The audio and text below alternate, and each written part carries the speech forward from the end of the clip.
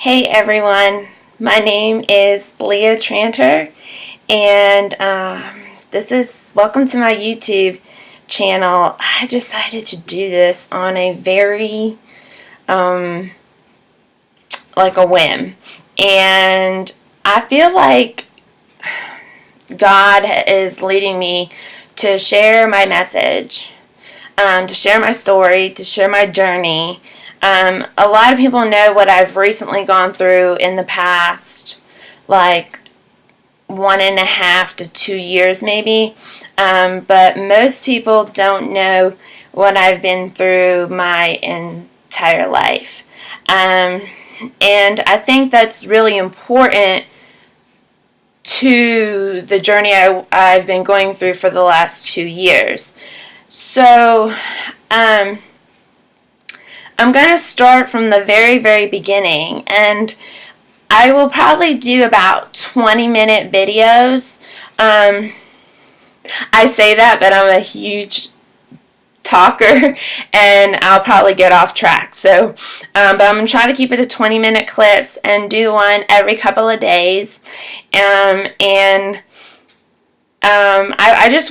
feel like I need to do this, and I said I was going to get off social media completely. I am right now. I'm off Facebook and Instagram, but once this post is finished, I'm going to put up the link on my Facebook and Instagram. But for basics, let's start off. My name is Leah Tranter. I'm 31 years old, and I live in Yadkinville, North Carolina with my husband, Cody.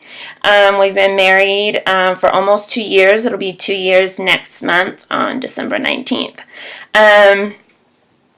We actually, the story about us will come up as I go through my journey. But we got married, we dated, got engaged, and got married all within 5 months. But we knew it was God ordained, and that it was meant to be. So, anyways, I'm going to start from the beginning. So, I'm not originally from North Carolina. I was born in Mount Carmel. Well, actually, Ashland, Pennsylvania, but my parents lived in Mount Carmel. Very, very small towns. Probably none of you have heard of them. My parents were, broke. I think that's the way to put it. They were completely broke when they had me. But I don't remember much of my early years, just from what my parents tell me. When I was growing up, I was a colicky baby. For 9 months, my mom said I screamed my head off. There were days, nights where my dad would go out and sleep in the car. He'd rather sleep in the car than sleep in the house and listen to me. But they loved me very, very much. But I didn't grow up with a lot of toys, so I had to use my imagination. So I played with crayons, and I put them in pots and would stir it around and be like, I'm like playing restaurant. And my mom said I had my own language, where I was like Chinese and talking and like my own gibberish, but I really used my imagination and creativity. I played restaurant, I played school. I would stack up cans in the pantry and then knock them down, and I would laugh, and then I'd do it all over again. And my parents said I could entertain myself for hours. So I've never been shy to work on my own or have to be. Actually, it's made me a very independent person. So during my early years, that's what I did. I didn't have a brother or a sister until I was 4 years old. So for the first couple years of my life, I just played by myself, and I entertained myself. And my parents, we lived in a very, very small town in a very, very small place, and I went on all the developmental milestones. I reached very, very quickly. I was crawling at an earlier age than everybody was, usually does. I was walking, I was talking, so imagine that. I learned how to talk really early in life. But anyways,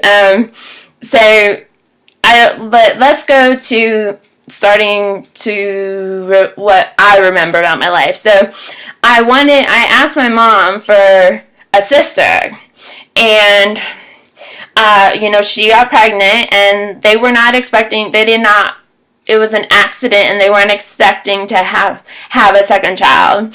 And and when my mom came home from the hospital and I saw it was a boy, I cried. And I said, "Take him back, take him back. I don't want a boy. I want a baby sister." Like, I'm 4 years old and I'm like, I want a baby sister. This is not what I ordered. And my mom said, to this day, it's still funny how I was like, just take him back. You could just do that. But I'm very glad that we didn't take him, that my parents didn't take him back, and that my brother Brian came into my life. I helped him with diapers. I helped change diapers. I was a very good big sister. I took very good care of my younger brother. When he started to walk and talk, instead of playing by myself, I had a playmate, and I would teach him how to, because we still didn't have a lot of toys, we were still very poor. I taught him how to play school and play restaurant, and I'd kind of be the leader and he would be the follower, if I would be the teacher, he'd be the student. And I'd be amongst a bunch of stuffed animals. Let me mention that. So, but we had a good time, and then until my brother reached about age 2.5, so that put me about 6.5 years old. That's when my life kind of took a turn that I had no idea how long it was going to last, that term was going to last. My brother at 2.5 started having very aggressive symptoms. He started swearing, and we didn't swear in the house. We weren't even allowed to watch movies that were PG-13 or R-rated movies. I mean, when we were young, we watched cartoon movies. My parents didn't swear, so we don't know where he got this from. We just believed it was, my parents believed it was a demonic spirit in him. And now looking back and knowing all that I know, I believe so that it was too. But at 2.5, he started flipping over dining room tables. He flipped over our dining room table. He chased me around the house with a butter knife. He was stabbing me with forks at dinner time, in my hand. I'd just be sitting there, and he'd just go, wham, and I took the brunt of the physical abuse. I mean, my parents, trying to discipline a child like that, is very difficult. I mean, you spank them, and actually the spanking would make him want, it wouldn't help. It would actually egg him on to do more things. But he went on his first medication, psychiatric medication, when he was about 3.5 years old, if I remember correctly. And from there, he's been on every medicine in the book. And his symptoms progressed. They said at first it was ADHD. Then they said it was OCD. And he does have OCD. He's very, very OCD. But they couldn't quite describe what else was going on with him that was so aggressive. He seemed so angry. But he would do things, and he wouldn't then, after he would do something really bad or really aggressive to me, like throw remote controls at my head, push me down a flight of stairs where I got whiplash really bad. Eventually, he chased me around the house with a butcher knife when my parents were not home. I was babysitting so they could go out for a dinner by themselves, which they never got to do really. And I babysat, and Brian decided to get up on the countertop, climb all the way up, and get to where the big knives were. And he came down and chased me around the house. And at that point, that's when my parents came home and I told them what happened. They actually came home in the middle of it happening. And that's when they had said, okay, this is enough. Brian needs to be like in a residential treatment facility. He can't live in normal society. He needed structure, so much more structure than we could have ever given him. My parents did their absolute best that they could to try to discipline him, to try to get him to listen. And you know, a lot of people thought my parents were bad parents, and they weren't. They were the complete opposite. They were getting in touch with mental health services all the time. They had a school aide for Brian because Brian also became delayed in other areas, like, for example, schoolwork. So, to this day, he still, like, only has the mind and the IQ of, like, a 10-year-old. So he just had a lot of issues. But during the time, from the time he was 2.5 to the time he was 9, so you're talking a span of almost 7 years, he was very, very violent and aggressive. And every year that went by, every year it got worse. And he saw me as competition for my parents' attention.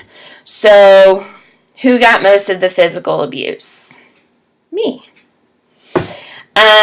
So I dealt with it, but I internalized everything. I didn't say anything. I never fought back. I just wanted to be a good daughter and a good student, and actually a perfect daughter and a perfect student and I wanted to make sure that my parents had nothing extra on their plate to deal with. So I just tried to keep it all together, and before Brian went away to a residential treatment facility when he was 9, he was 8 and I was 12, and we had family therapists come in our home, and they were like, well, Leah, what do you think is going on in this family? And I don't even remember what I said, really, but I rattled off this, description of our family dynamics, and they just stood there looking at me like, wow. And I'm like, what? I'm like, just so curiously, what are you talking about? They're like, we have never heard such an accurate, mature description of family dynamics from a pre-teen. They said, you really know what's going on in this family. And they're like, and it seems like you're the glue that holds it all together. And I was like, I didn't think that I knew what was going on. I mean, they asked me a question, I answered it. But apparently I really did know what was going on, and I always tried to keep peace. So when my parents got mad at Brian, or my parents got mad at each other, I stepped in all the time. And I was like, wait, okay, this side talk, okay, now, and I kept the peace. All I wanted to do was keep the peace and keep my family together. That was very, very important for me, was to keep my family together. At one time, my parents did separate. and I don't remember how old I was, but it was before Brian went off to treatment, so I was quite young. And we lived in a women's shelter, and then we lived in low-income housing with my mom. But then my parents got back together, and it was just because it was so stressful for my parents to have to deal with a child as difficult as my brother. So me, I'm just, Brian goes off at 9 years old, so I'm 13. He's 9. He goes off to a residential treatment facility. At this point, at the age of 13, we had done a lot of moving around. I didn't have any consistent friends. I didn't have any consistency, stabilization in my life whatsoever. None. Every year, 4th grade, I was in a different school than 5th grade. 5th grade, I was in a different school than 6th grade. And 7th grade, I was in a different school than 6th grade. 6th grade, I was actually in 2 different schools in the same year. So I had no stabilization. We had no extended family. My extended family lived in Las Vegas on my dad's side. My aunt, my uncle, my cousins, and my nonna, and my mom's family lived in the eastern part of Pennsylvania, which is where I currently still am in this story. So we would go to their house for holidays, but as you'll see later, that situation didn't turn out too good. But anyways, so we didn't have family. I didn't have grandparents. Like, I didn't have a sibling that I could relate to and talk to. And, I became an only child once Brian went to residential treatment facility. And I internalized everything. Mom and Dad would still be on the phone all the time, talking to the residential treatment facility about his medication and his behavior and how he lost privileges, and then he gained privileges, but then he lost them again, and everything was centered around Brian. My entire childhood, adolescence was centered around Brian, even after he left the home. So as I turned from 13 to 14 to 15, I'm still internalizing everything. I'm internalizing anger. I'm internalizing hate. I'm internalizing bitterness, but guilt as well, and depression. I had so many emotions going on inside of me. And we were brought up in the church, but the last time I stepped foot in a church when I was young was when I was 13, and right before Brian went to a residential treatment facility, we got kicked out of church because of Brian's behavior. And my parents said, that's it. When we lived in a very small town, there wasn't a lot of choices for churches. So we stopped going to church. And, I do not blame my parents whatsoever, but so at the age of 13, I stopped going to church. I was very into church. I knew my Bible. I knew my scriptures. I loved youth groups on Wednesday night. I loved VBS, Vacation Bible School. But as you'll see in my story, I did not re-enter a church until I was about 27, 28 years old. So I went 15 years before I re-entered a church, because I had a lot of things against the church that I thought were hypocritical, and that Christians were hypocritical because who could do that to a family that was struggling already, and then you kick them out of church. So, but that will resurface here in a later clip. But I'm coming close to the end of the 20 minutes. So now you have my childhood and my adolescence, and now I'm going to give you a brief introduction to what's going to be on the next 20-minute segment. And it's going to be a hard segment. And honestly, if you can't handle brutal stuff that's I don't know, I guess it's PG-13. I mean, maybe even rated R for some things. But when I was 15, I got into symptoms of an eating disorder, anorexia, and a lot of other comorbidities that came with it. And that is where I'm going to pick up. So up till now, basically, I did well in school, even though I changed schools so often, and I had good behavior, but I internalized everything. Just remember that I internalized all this stuff. I took the abuse, I took the physical abuse, I took the mental abuse, and I just shoved it as far down as it could go. And that's what led eventually to my eating disorder symptoms starting to come out at the age of 15. And that's where I will pick up next time. I do want to mention that I am going to bring this full circle and talk about why I feel like God's leading me to do this video channel, and to tell my story. And I will talk about that at the end and bring it full circle, and why I just feel like this gravitational pull that God is telling me, you need to get your story out there. There are so many people that can relate and could really, really use to hear your positivity and where you are now, and see how far you've come.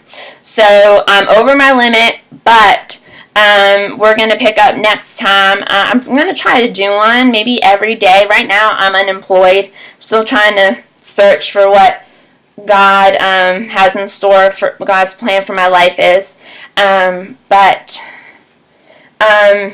I'm going to maybe I'll do one every day or every other day. Some days it just depends. I have really bad days and I have really good days. Today happens to be one of the really good days, so that's why I'm here. But I hope that you will return next time and subscribe to my channel, and just to hear me out.